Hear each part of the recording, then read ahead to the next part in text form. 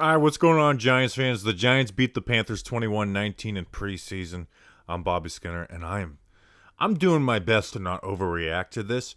But after what all we've seen in camp, we were at all the camp practices, how good the offense, how good Darren Waller looked, and seeing this first preseason drive by the starting offense, seeing what Hyatt was able to do, I think it's really hard to not get excited. Like I am flat out excited for this Giants offense in the regular season. We'll see if they play next week in the preseason. I'm kind of at the point where I just doubt it after the way they looked. Make sure to like and subscribe to the channel. If this is the first time you're seeing anything from Talking Giants, check out the channel. I don't think anyone covers the team quite like we do, and I think you'll be glad you did. So let's just start about the starting offense in their one drive that they had. Daniel Jones was 8 of 9, 69 yards, 1 touchdown, 0 interceptions, 1 rush, 6 yards. I mean, the one incompletion was a drop by Darren Waller, who was 3 catches for 30 yards. So if he doesn't drop that pass, he had 4 catches for 45 yards and 1 drive if he holds on to that. Like, immediately they're using him in different ways, getting Darren Waller the ball. And we've seen it all of camp, how exciting and how just amazing this player is. And it's not a question of if he fits or what. Like, he is going to be a star in this Giants offense as long as he plays games. That is the only deciding factor on how good of a season Darren Waller has, is how many games does he play? Because if he's on the field, he's going to be effective and a huge, huge weapon that Brian Dable and Mike Kafka and Daniel Jones are going to use for this offense.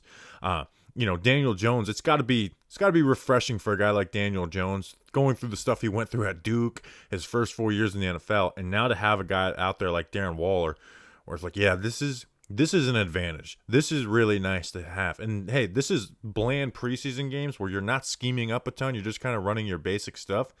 And guys were being schemed open, and Daniel Jones was perfect hitting them with timing and accuracy. Paris Campbell, a new addition, had 2 catches. Isaiah Hodgins had a catch on a backside of a post-wheel play action route. Had the catch and run from Tyrod Taylor, so he looked really good. And it's just that first-team offense with Daniel Jones, with Andrew Thomas blocking, and Evan Neal, we'll talk about him, just really meshed together. One drive of a preseason game. But after what we've seen from Daniel Jones, what we've seen of Brian Dable and Mike Kafka as coaches in their career, you get Darren Waller on this field, you get a balanced wide receiver core, and forget the fact that Saquon Barkley wasn't out there and they didn't run the ball at all. You might have a top 10 offense with this New York Giants offense. I really think that is possible after being ranked 15th in points per games last year. But it starts with the offensive line. Like, I thought the offensive line held up really well for the first team, which basically played the whole game except for Thomas left after that first drive. He went out with Daniel Jones. Evan Neal, who was my number one guy to watch in this game, he was getting out of his stance quickly. He was finishing blocks really well. I was very pleased with Evan Neal's game. Now, stunt pickup needs to be worked on. The last play of the half, Neal passes off to Glowinski, doesn't get off quick enough, and ends up turning into a sack on Tyrod Taylor. Another one where Neal does a good job. Glowinski doesn't get off of it, and that's the rush that Daniel Jones had, escaping the pocket and getting 6 yards off of that. So you got to fix that type of stuff. That stuff can end drives if you're not picking that type of stuff up. You're not facing these crazy blitzes or anything. But just Evan Neal as a football player facing up against other NFL players, I thought looked really solid, and I was very excited to see that because I kind of had anxiety on what he would look like. But he was getting out of his stance. He was finishing blocks. Now, in the run game, I think there was some stuff to grow there. He's a little head heavy and didn't engage on blocks very well. But overall, thought he looked good. I got to rewatch the interior guys, but John Michael Schmitz looked pretty damn good. Now, the backup offensive line. Parrott, swing tackle's an issue, man. Parrott looked really, really bad in this game. Tyree Phillips didn't play. He's still dealing with an injury. Like, once again, swing tackle. Maybe not as big as an issue as it was last year when they literally had none, but still an issue for them. And I forgot to talk about Jalin Hyatt. Jalin Hyatt has a drop on play action. It would have been a nice chunk play. The other times they got on the ball, some negative plays on manufactured touches, and drops the ball. And I'm in the middle of clipping that up, being like, hey, we almost got the first Jalin Hyatt positive play. And as I'm clipping that up, third down, they motion him into the slot. They have a trips to the right, 3 wide receivers to the right. He's got a line match up with the safety. He gets an inside track, shows inside with the post, pops out for a corner, and I haven't seen someone that open in the NFL like that, at least for the New York Giants, in a long, long time, where Tyrod Taylor got hit on the play, and the ball's up there for 10 seconds, and Hyatt's just sitting there in the end zone, wide-ass open, waiting, but just totally dusted this safety. It wasn't great safety play, but that was a starter, and that's the thing with Jalin Hyatt. He's going to take advantage of bad safety play. The Giants haven't been able to take advantage of bad safety play and create explosive plays. Jalin Hyatt will. He's going to test your safeties, and guess what? He's going to change what they do, and it's going to allow for stuff underneath, just the same way that Darren Waller was double-teamed on the Daniel Bellinger touchdown.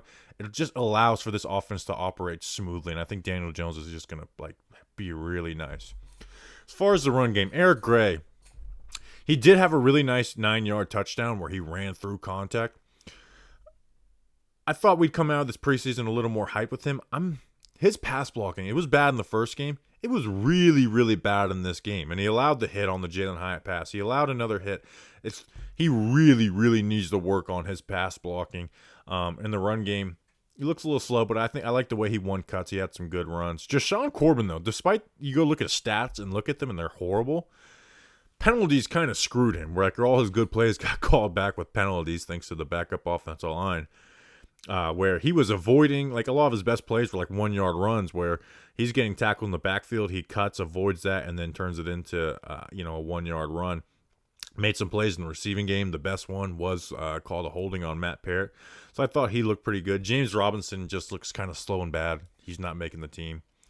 Defensively, Bobby Okereke, he played just a couple of drives, had 7 tackles. He was making plays, he was cleaning stuff up, just moving around the field. And we're gonna see, I think we've got a real upgraded inside linebacker, which isn't saying much, but it was nice to see him out there. I also think he was wearing the green dot, so I think he's taking the signal caller duty away from Xavier McKinney from last year. Kayvon had a sack and a QB hit that I thought was even more impressive than the sack, where he works Kemakwanu around the corner, which is what we want to see more out of Kayvon. Not so much outside-in stuff, and forces a QB hit on a 3rd down. Dexter Lawrence had a QB hit and had a penalty. Jordan Riley, the 7th rounder out of Oregon. This was the one draft pick where I was not there.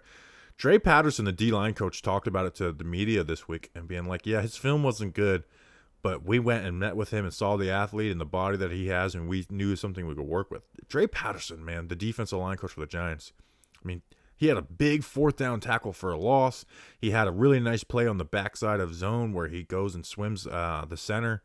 And just, he's playing himself as to that 5th defensive tackle, and A'Shawn Robinson and Nacho aren't playing, so he may be 3rd if those guys are dealing with injuries. Corners, Cordell Flott and Darnay Holmes both struggled. Not they weren't targeted a ton, but whenever they were, had their opportunities, Darnay Holmes gave up a 3rd down catch to Shi Smith, contested. That shouldn't be happening to Shi Smith. Cordell Flott gave up a play, had a really bad run play. So I need to watch more film on the rookie corners, Banks and Hawkins, before I give too much of an opinion on them, but they weren't doing bad. Zion Gilbert, the UDFA out of FAU, had 2 dropped interceptions. Javarius Owens, my guy, the 7th rounder out of Houston, had a QB hit, a pressure dipping the edge, a pass breakup on 3rd down. He kind of flies around as this do-it-all safety. I'm excited once he ends up getting playing time, which I don't think will be early on. Dane Belton had a tackle for a loss on the screen because he's clearly behind 3 safeties. We'll see where he is with McCain, but I thought he was impressive. So, like and subscribe to the channel. I'm gonna rewatch the game now. We're gonna put out a podcast talking about it all. Very excited. Justin was at the stadium, so appreciate you guys. See you on the pod tomorrow. Let's go Big Blue.